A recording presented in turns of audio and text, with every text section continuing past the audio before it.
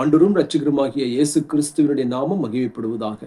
இந்த காலை வேளை தியானத்திற்கு உங்கள் அனைவரையும் அன்போடு கூட எக்ஸோடஸ் டிவியின் மூலமாக நாங்கள் வரவேற்கிறோம்.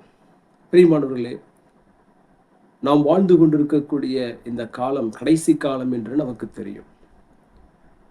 நாம் ஒவ்வொரு நாளும் சிந்தித்து உணர்வடைய வேண்டிய ஒரு சத்தியம் இருக்கும் என்றால் அது நம்முடைய இரட்சகராகிய இயேசு கிறிஸ்துவினுடைய இரண்டாம் வருகையாக இருக்கிறது.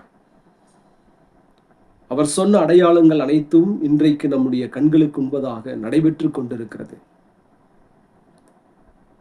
சீசர்கள் கேட்டார்கள், உம்முடைய வருகைக்கு, இந்த உலகத்தின் முடிவுக்கும் அடையாளம் என்ன என்று சொன்ன பொழுது ஆண்டவர் சொன்ன அந்த விஷயங்கள் அனைத்தும் இன்றைக்கு நாம் பார்த்து கொண்டிருக்கிறோம். ஆகவே இவைகள் நமக்கு எதை சுட்டி காட்டுகிறது என்றால் நம்முடைய ஆண்டவருடைய வருகை மிக சமீபமாய் இருக்கிறது என்பதை சுட்டி காட்டுகிறது.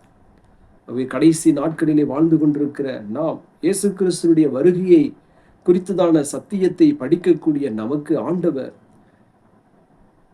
இப்படிப்பட்ட எதிர்பார்ப்போடு இருக்கக்கூடிய நமக்கு நாமளுடைய வருகையிலே எப்படிப்பட்டவர்களாக காணப்பட வேண்டும் என்பதை நமக்கு போதிக்கிறார். மத்தேயு எழுதின சுவிசேஷம் 24ஆம் அதிகாரம் 42வது வசனத்திலே ஆண்டவர் சொல்லுகிறார், உங்கள் ஆண்டவர் இன்ன நாளிகையிலே வருவார் என்று நீங்கள் அறியாதிருக்கிறபடியினால் விழித்திருங்கள் என்று சொல்லுகிறார். அதே அதிகாரம் 44வது வசனத்திலே, நீங்கள் நினையாத நாளிகையிலே மனுஷகுமாரன் வருவார், ஆதலால் நீங்கள் ஆயத்தமாயிருங்கள் என்று சொல்லுகிறார். விழித்திருங்கள், ஆயத்தமாயிருங்கள். பிரியமானவர்களே, இந்த சத்தியத்தை படிக்கக்கூடிய நாம் வெறுமனே பார்த்து கொண்டிருப்பதல்ல, மாறாக நம்முடைய வாழ்க்கையிலே விழிப்போடு இருக்க வேண்டும், ஆயத்தத்தோடு இருக்க வேண்டும். ஆகவே இந்த வசனத்தின் அடிப்படையிலே நான் விழிப்போடு கூட ஆண்டவருடைய வருகைக்கு இருக்கிறேனா, அவருடைய வருகையை ஆயத்தத்தோடு நான் காணப்படுகிறேனா என்பதை நாம் சிந்தித்து உணர்வடைய வேண்டியது அவசியமாக இருக்கிறது. இரண்டாவதாக ஆண்டவர் அவருடைய வருகையோடு சம்பந்தப்பட்டு இன்னொரு விஷயத்தையும் சொல்லுகிறார். வெளிப்படுத்தின விசேஷம் 22ஆம் அதிகாரம் 7வது வசனத்திலே, இதோ சீக்கிரமாய் வருகிறேன், இந்த புஸ்தகத்தில் உள்ள தீர்க்க தரிசன வசனங்களை கை கொள்ளுகிறவன் பாக்கியவான் என்றார். அவருடைய வருகையோடு சம்பந்தப்பட்டு ஆண்டவர் நமக்கு சொல்லக்கூடியது என்னவென்றால், இதோ சீக்கிரமாய் வருகிறேன். அதை சொல்லிவிட்டு ஆண்டவர் சொல்லுகிறார், இந்த புஸ்தகத்தில் உள்ள தீர்க்க தரிசன வசனங்களை கை கொள்ளுகிறவன் பாக்கியவான். அவருடைய வருகைக்கு நாம் அவளோடு காத்திருக்கிறோம் என்பது உண்மைதான். ஆனால் பிரியமானவர்களே, அதோடு கூட அவருடைய வார்த்தைகளை நாம் கை கொண்டு வாழ வேண்டும் என்பதிலே தான் ஆண்டவர் நம்மிடத்திலிருந்து எதிர்பார்க்கிறார். அதே வெளிப்படுத்தின விசேஷம் 1ஆம் அதிகாரம் 3வது வசனத்திலே, இந்த தீர்க்க தரிசன வசனங்களை வாசிக்கிறவனும் கேட்கிறவர்களும் இதில் எழுதியிருக்கிறவைகளை கை கொள்ளுகிறவர்களும் பாக்கியவான்கள், காலம் சமீபமாக இருக்கிறது.